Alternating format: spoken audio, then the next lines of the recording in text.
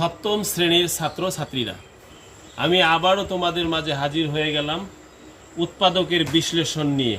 আসো আমরা এটাকে কাটাছেড়া শুরু করে দেই। M square plus 3m minus 28, আমরা এটাকে কোনো সূত্রে ফালাবো না, এখন এটাকে আমরা কমন নেওয়ার বন্দোবস্ত করব। আসো আমরা শুরু করি। এম স্কোয়ার প্লাস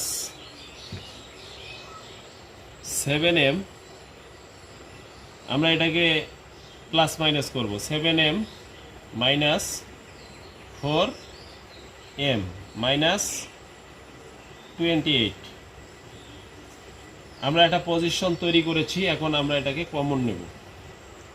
এখানে আমরা m কমন নেব।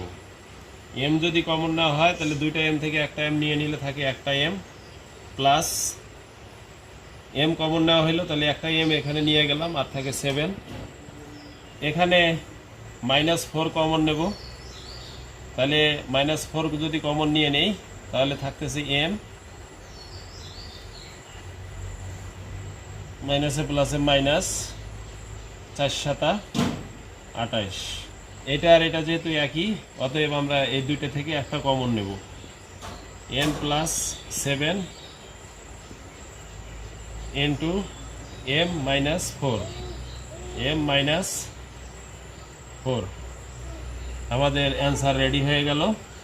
বন্ধুরা, বীজগণিতের একদম পানির মতো অঙ্ক তোমাদের কেমন লাগলো তোমরা অবশ্যই আমাকে কমেন্টসে জানাবে এবং লাইক, কমেন্ট, শেয়ার করবে।